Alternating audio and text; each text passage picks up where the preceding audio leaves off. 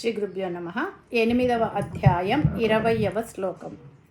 ఓం పరస్తస్మాత్ భావోన్యో అవ్యక్తో అవ్యక్తాత్ సనాతనః యః స సర్వేషు భూతేషు నశ్యస్తు న వినశ్యతి.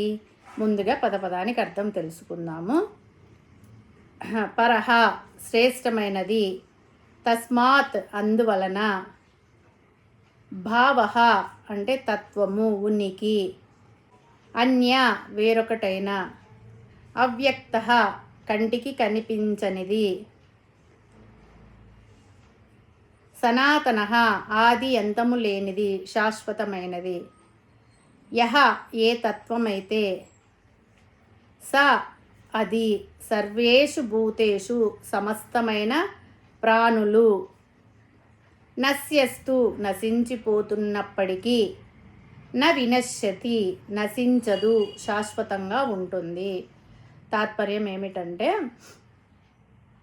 ఏదైతే ఈ ప్రకృతి కంటే వేరుగా ఉందో, ఏదైతే ఇంద్రియాలకు కనపడదో, దేనినైతే మనసుతో భావించలేమో, ఏదైతే సనాతనమైనదో, ఏదైతే అన్నిటికంటే ఉత్తమమైనదో ఆ పరమాత్మ తత్వము ఈ అనంత విశ్వమంతా నశించిపోయినా నశించకుండా స్వయం ప్రకాశంతో వెలుగుతూ ఉంటుంది.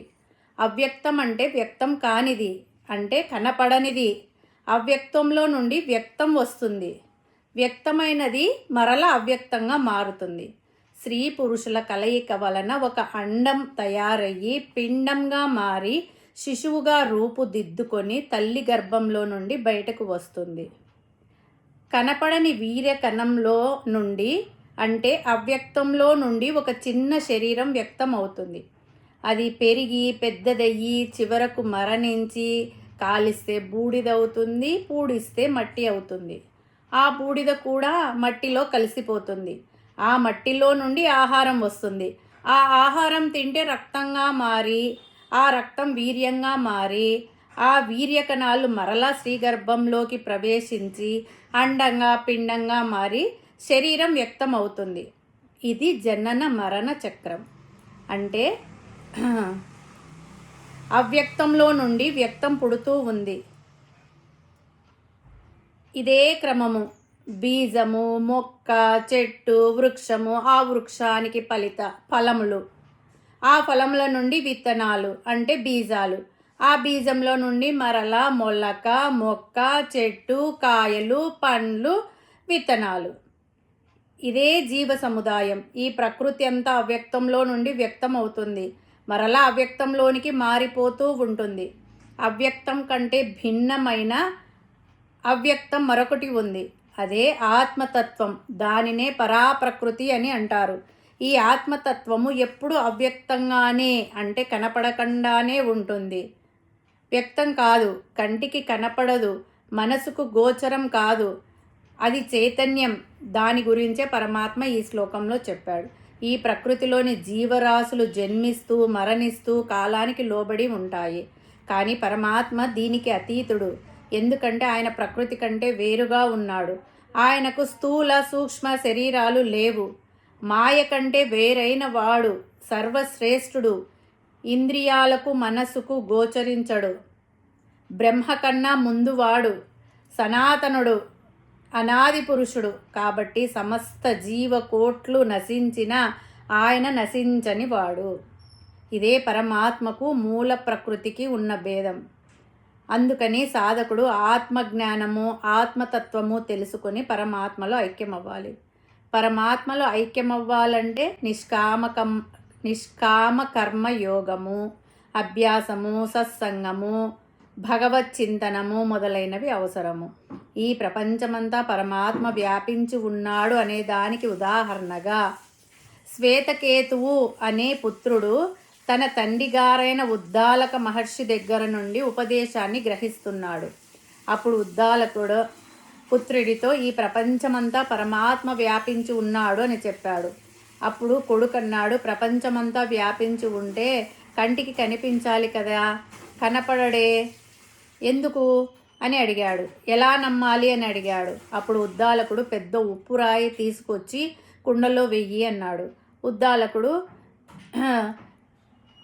రేపొద్దున్న అన్నాడు. శ్వేతకేతువు అలాగే ఉప్పురాయి తీసుకొచ్చి కుండలో వేసి వెళ్ళిపోయాడు. మర్నాడు ఉదయం వచ్చి ఉప్పురాయి ఏది అని అడిగాడు. నీళ్ళల్లో ఉప్పురాయి ఏది? ఉదయానికి ఎక్కడుంటుంది? అది కరిగిపోయింది. ఉప్పురాయి లేదు. ఉప్పురాయి లేదు అంటే అది ఎక్కడికి పోయింది? ఉప్పు కనిపించడం లేదు అంటే ఉప్పు ఉన్నదా లేదా? నియమం ప్రకారం లేదని చెప్పాలి. కనిపించని వస్తువు లేనట్టే కదా. మరుసటి రోజు పొద్దునకి నీళ్ళల్లో ఆ ఉప్పురాయి కనిపించడం లేదు కాబట్టి ఉప్పు లేదు అని చెప్పాలి. ఆ తండ్రిగారు ఆ కుండలో ఉన్న పై నీటిని తాగు అన్నాడు. తాగాడు. ఎలా ఉంది? ఉప్పగా ఉంది. మధ్యలో ఉండే నీళ్లు తాగు అన్నాడు. తాగాడు. ఎలా ఉంది? ఉప్పగా ఉంది. కింద ఉండే నీళ్లు తాగు అన్నాడు. తాగాడు. ఎలా ఉంది? ఉప్పగా ఉంది. ఎక్కడ చూసినా సరే ఉప్పగా ఉంది. కానీ ఎక్కడ చూసినా ఉప్పు కనిపించడం లేదు. నువ్వు రాత్రి నీ ఉప్పు రాయిని ఇందులో వేశావు. ఇప్పుడు కనిపించడం లేదు. కనిపించనంత మాత్రాన ఉప్పు లేదు అనడానికి వీల్లేదు. కనిపించడం లేదు కాబట్టి ఉప్పు లేదు అని అనడానికి వీల్లేదు. ఇంతకుముందు ఉప్పు రాయిలాగా కనిపించింది. ఇప్పుడు అలా కనిపించకపోయినా ఉంది అని ఒప్పుకొని తీరాలి. ఎక్కడ ఉంది అంటే నీటిలో ఉంది. నీటిలో ఎక్కడ ఉంది అంటే నీరంతా వ్యాపించి ఉంది. ఇంతే ఇంత ఉప్పు రాయి. అది కంటికి కనిపించింది. నీళ్ళల్లో వేసిన వెంటనే అది నీరంతా వ్యాపించింది. అంటే నీరు ఎంతవరకు ఉందో అంతవరకు ఉప్పు కనిపించాలి కదా.